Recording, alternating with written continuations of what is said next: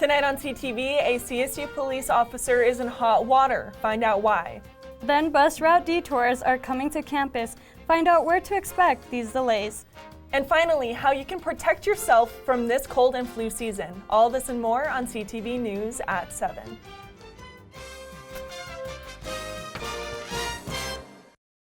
We begin with our top story tonight. I'm Lauren Orcutt, joined by Jen Platero, filling in for Edgar Cedillo. Fort Collins Police issued a Medina alert after a serious crash took place on the intersection of Mulberry Street and House Street.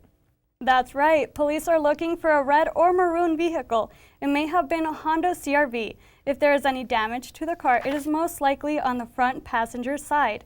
If anyone has any information, police are asking for your help. CSU Police will not be citing an officer that was recorded driving by a stopped school bus on Mulberry Street yesterday morning. In a statement to the Coloradoan, Del Rey Ceravola stated that the doors on the bus opened as the officer drove past the bus, not as it approached it. Colorado law states that drivers are required to stop on both sides of the road unless there's a physical barrier.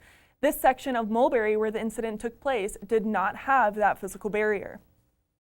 Larimer County Sheriffs are investigating the death of a Bellevue man who was identified as 53-year-old Stanley Scott. The death has now been ruled a homicide by officials and the investigation is still ongoing. Scott's body was found about 45 miles west of Fort Collins on Old Flowers Road and Pingree Park Road. Anyone with information about the case is asked to contact Larimer County Sheriffs at 970-498-5143.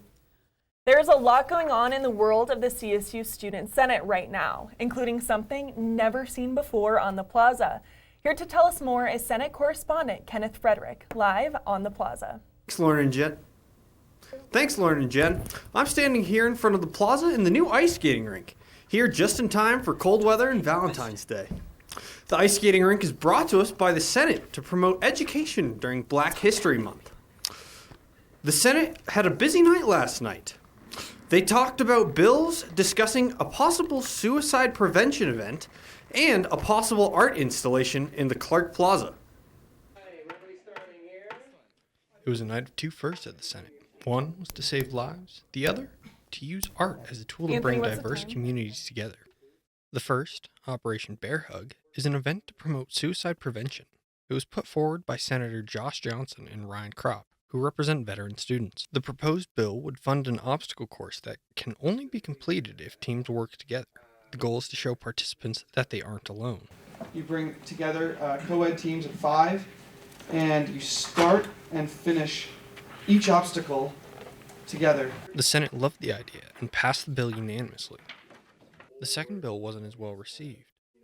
The $40,000 proposal would place up to 5 statues near the Clark Plaza to represent diversity and inclusion on campus, following recent racial incidents at CSU.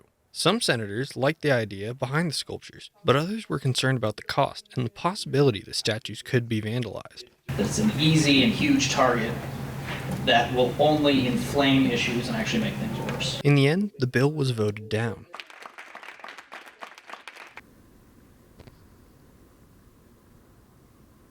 So thank you, Kenneth, for that. Can you tell us what's going on So far, next the ice week skating at rink's Senate? been a pretty big hit. Reporting live from the plaza, I'm Kenneth Frederick, CTV 11 News. What's coming up next week for Senate, Kenneth?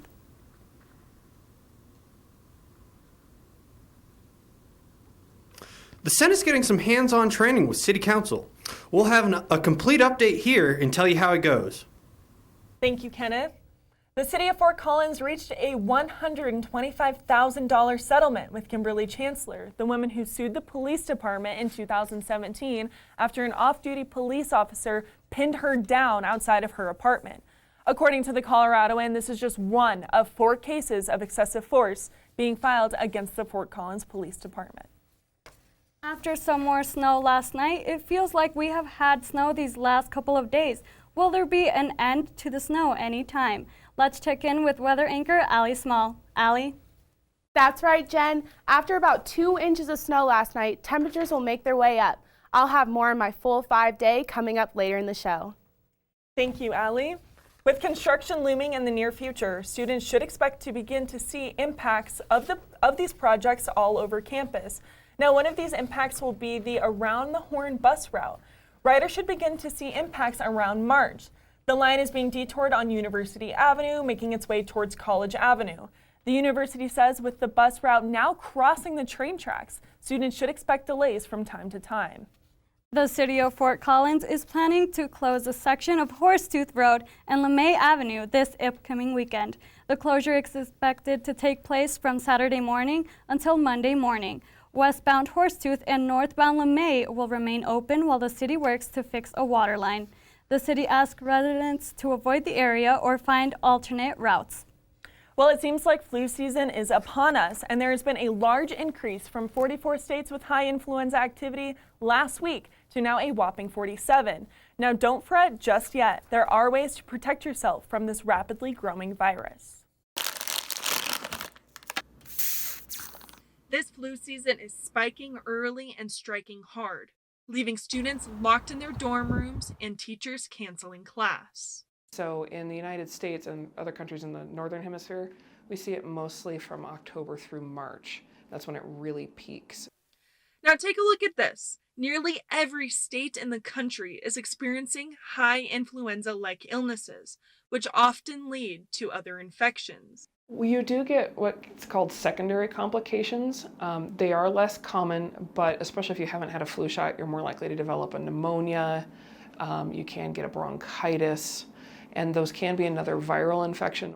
Now, of course, you can take precautions like getting your flu shot, taking vitamins, and making sure to stay hydrated. But is that enough?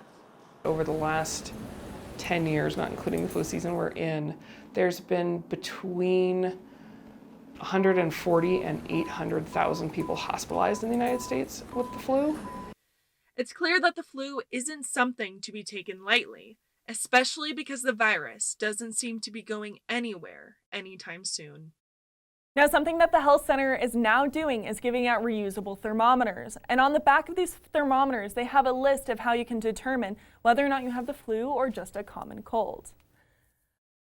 All right, Jen, so do you know what today is? Well, if you're like me, it's just your typical Thursday afternoon, the 13th of February, Lauren. Well, it's actually Galentine's Day, but I agree. It's our day, Galentine's Day. Yes, it definitely is. Yes, definitely. But Valentine's Day is tomorrow, so that means it is time to get your sweet fix on. Entertainment anchor Krista McAllister went on the hunt for love.